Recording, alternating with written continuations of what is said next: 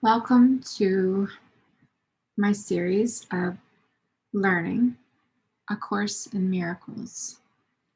Today we're going to go over lesson 4 in this 365-day series. So welcome and thank you for participating. Please subscribe so that you can be notified when a new video and lesson is posted. So with that, I'll go ahead and get started.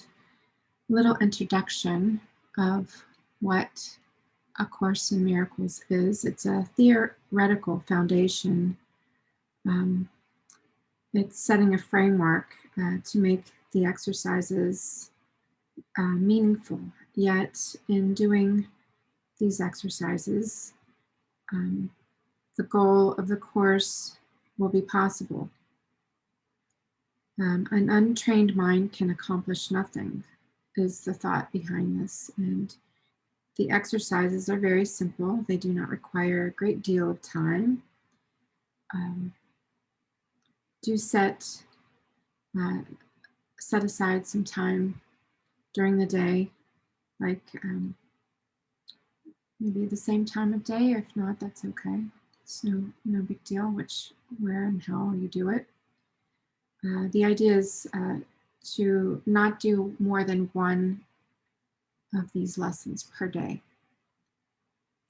The purpose is to train your mind in a systematic way to a different perception of everyone and everything in the world. A key here is to not decide for yourself that there are some people or situations or things to which the ideas are inapplicable. This will interfere with the transfer of training, and the very nature of true perception is that it has no limits. So the overall aim of the exercises is to increase your ability to extend the ideas that you will be practicing to include everything.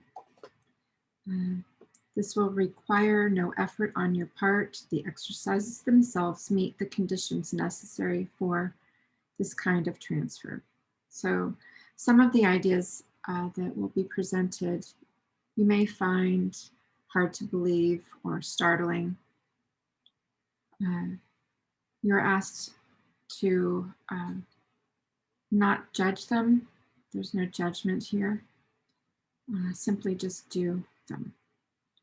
Whatever your reactions to the ideas may be, use them.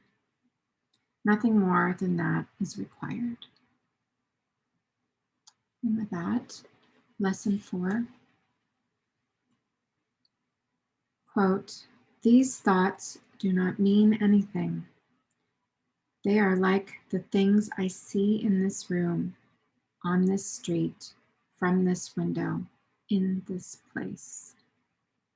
Unlike the preceding ones, the exercises do not begin with the idea for the day. In these practice periods, begin with noting the thoughts that are crossing your mind for about a minute, then apply the idea to them.